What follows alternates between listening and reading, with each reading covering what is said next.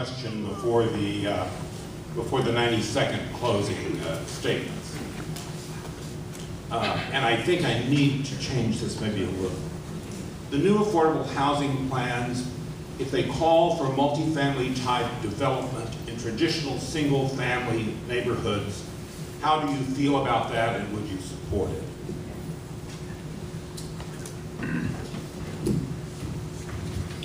Thank you.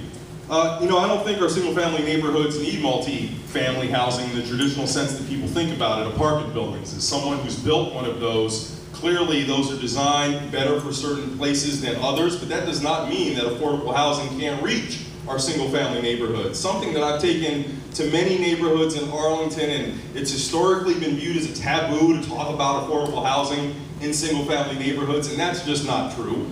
People have embraced the concept that I have brought to them, how you have buildings that look like single-family homes, but instead, depending on the size and the situation, where the parcel is situated, it could be a duplex for 2 families or a triplex for 3 families. We even have some neighborhoods where we can be talking about 4plexes. And people have viewed that as a more favorable alternative than tear downs, which then replace an old, modest building that more importantly housed and provided opportunity for a middle-income family, and instead a behemoth goes up in its place that goes from lot line to lot line. That's a solution that we can bring to our single-family neighborhoods that does achieve affordable housing.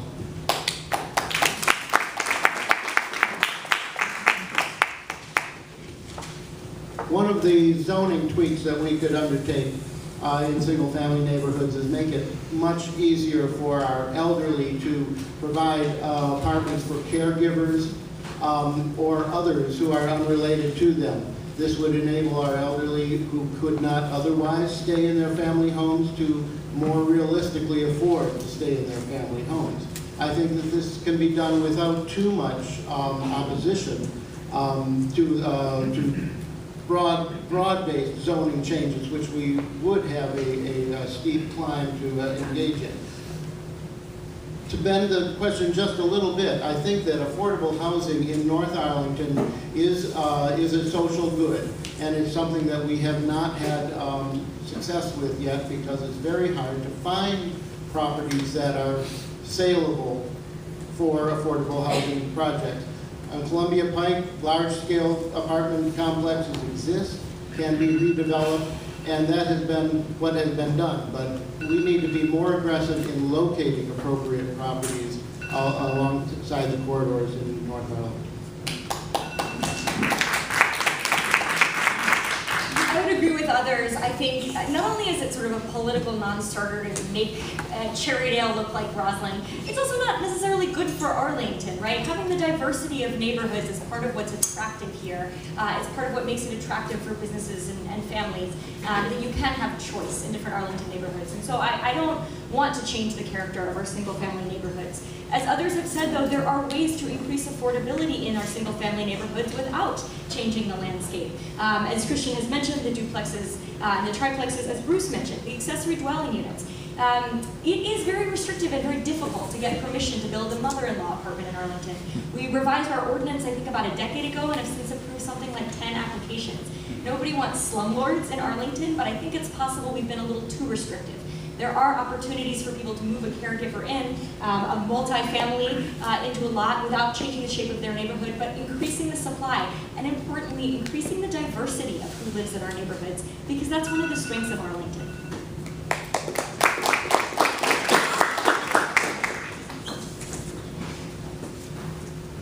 Where am I going? I knock on a lot of doors, and I get this question so often, or people say to me, I'm really concerned, am I going to be able to stay in my home?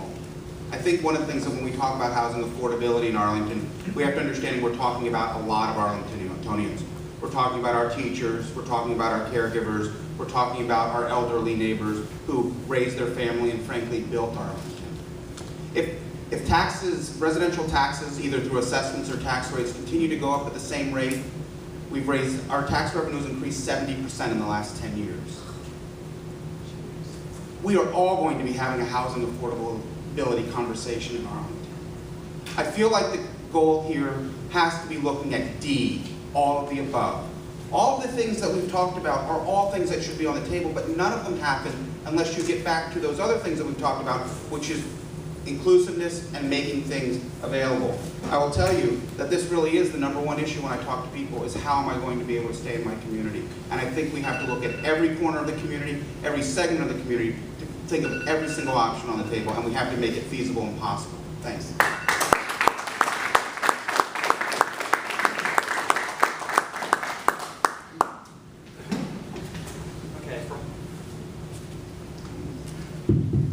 For more than 40 years, county policy has unequivocally basically focused development around the metro stations to protect the character of the single-family neighborhoods. And I'm certainly open to different changes in the zoning code. As a planning commissioner for years, I chaired the zoning subcommittee. And in fact, during that time, accessory dwelling units came in, and I did support that, albeit I recommended by a use permit process versus by right. And I gotta tell you, there were people, about as many as I'm seeing in this room tonight, come and speak against it. And you wanna know something? They were from South Arlington, particularly homeowners in Claremont. And where there were these illegal accessory dwelling units, which basically they thought the county wasn't doing a good job with code enforcement. And they didn't feel that the county was going to really make sure that things were well kept up. Now, yes, it was adopted in the end, okay?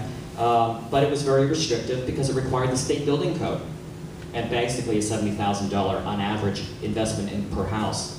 Now, I do think that we can expand as part of the Lee Highway process, more affordable housing through their overlay district into that area as new development comes in. We have to look at the impacts of the development, okay? The growth on the schools, the loss of trees. And let's face it, as buildings have been put up, it's all been luxury housing. I don't believe that Country Club Hills is going to become affordable. I think we'll just have a house that's 3 times the size.